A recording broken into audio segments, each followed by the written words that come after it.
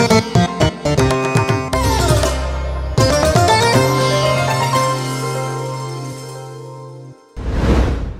প্রিয়জনেরা, প্রভু যীশু খ্রিস্টর নামে সকলকে জানাই অভিনন্দন। কেমন আছেন? ভালো আছেন? প্রভু যীশু আমাদের খুব বেশি প্রেম করেন, তাই আমাদের সবসময় আনন্দে থাকতে হবে, নাকি দুঃখে আছেন? আজকে হয়তো কোনো কারণে আপনি উদাসীনতায় আছেন, আপনি ভাবছেন আর শক্তিতে হচ্ছে না। এই সমস্যাটা অনেক বেশি শক্তিশালী। আপনি বলছেন সমস্যা আমার মাথার উপরে চলে এসেছে, এখন যে আমি কি করব? আমার শক্তিতে কিছু হচ্ছে না। সমস্যাটা এত বেড়ে গেছে, সামনে কিছু দেখছি না। এমনই হয়তো আজকে আপনার পরিস্থিতি। আপনার সাথে ঈশ্বর কথা বলছেন, হয়তো কোনো কারণে দুঃখে আছেন, কিছু বিশেষ কারণের জন্য এগোতে পারছেন না। আপনি ভাবছেন আমার তো কোনো শক্তি নেই, তাই আপনি উদাসীনতায় আছেন। কোনো একটা ব্যাপার নিয়ে দুশ্চিন্তায় আছেন, আর সেটাকে ভাবতে ভাবতে আপনি চাপে আছেন। আজকে প্রভু তার বাক্যর দ্বারা আপনাকে উত্তর দিতে চাইছেন। আমরা দেখব যাত্রা পুস্তক 14 অধ্যায়ের 13 পদে, ভয় করো না, সবাই স্থির হয়ে দাঁড়াও, সদাপ্রভু আজ তোমাদের যে উদ্ধার করেন তা দেখো।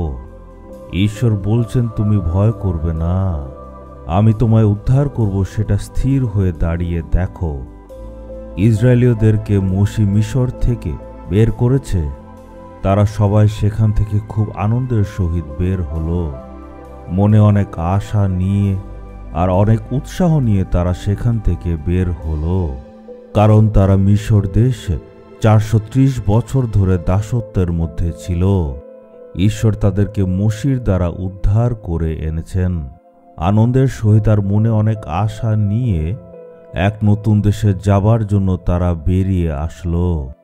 যেইমাত্র তারা সেখান থেকে বেরিয়ে আসলো, সামনে দেখলো বিশাল বড় এক লোহিত সাগর।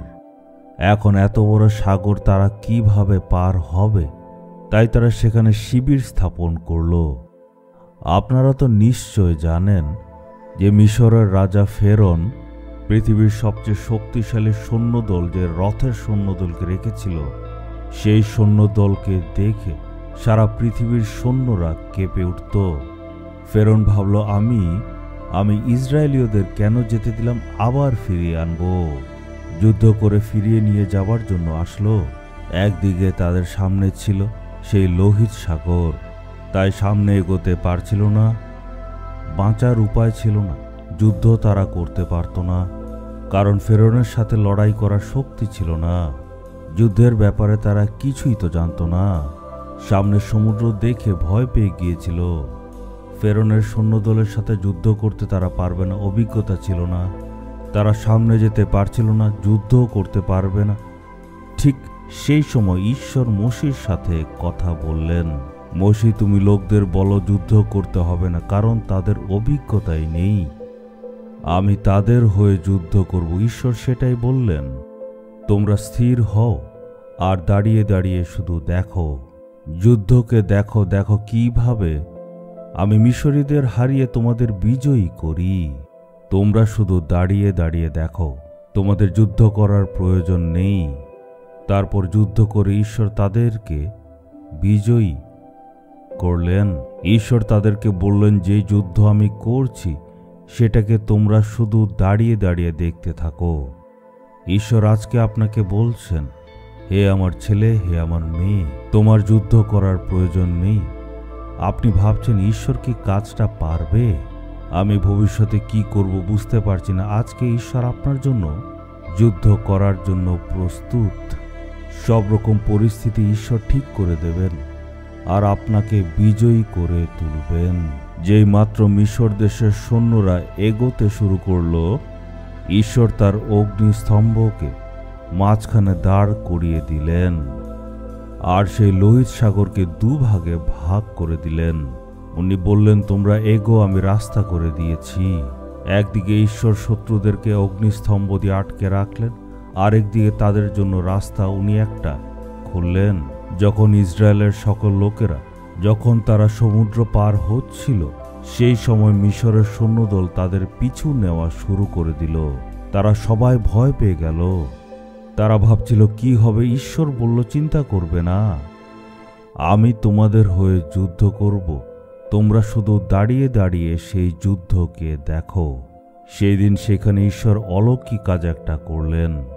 তারা পার হবার পর ঈশ্বর সমুদ্রকে আদেশ করলেন, জল আগের জায়গা আবার ফিরে গেল, সৈন্যদল সব ডুবে গেল। ঈশ্বর বড় বড় অলৌকিক কাজ করবেন, আমাদের কি করতে হবে? সেখানে দাঁড়িয়ে ঈশ্বরের কাজকে দেখব। অনেক সময় আবার ঈশ্বর বলেন তোমরা এগিয়ে যাও আর যুদ্ধ করো। আবার অনেক সময় বলে তোমরা চুপ করে দাঁড়াও, আমি যুদ্ধ করব। আজকে হয়তো আপনার পরিস্থিতি এমনই, আমার ছেলে তুমি করতে পারবে না, আমি সামলে নেব। তুমি শুধু বিশ্বাসে স্থির থাকবে, কাজ দেখবে হয়ে যাবে। হে আমার মেয়ে, এই কাজটা তোমার দ্বারা সম্ভব হবে না। তুমি শুধু দাঁড়িয়ে দাঁড়িয়ে দেখো আমি কিভাবে কাজ করছি। আপনি কি বিশ্বাস করেন যে ঈশ্বর করবেন? আপনি বলতে পারেন, হ্যাঁ, যেহেতু বলেছে উনি তো নিশ্চয় করবেন। বিশ্বাস রাখুন। আপনি যদি বিশ্বাসে স্থিরে দাঁড়িয়ে থাকেন তবেই ঈশ্বরের কাজ দেখবেন। অনেক সময় ঈশ্বর বলেন, হে আমার ছেলে তুমি শান্ত হয়ে দাঁড়াও। আপনি স্থিরভাবে দাঁড়িয়ে থাকলে ঈশ্বর কাজ করবেন।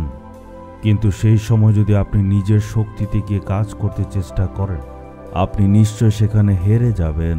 প্রভু যদি বলেন তুমি গিয়ে যুদ্ধ করো, তখন আপনি করবেন। বা যদি বলে শান্ত হয়ে দাঁড়াও, আপনি শান্ত হয়ে দাঁড়াবেন।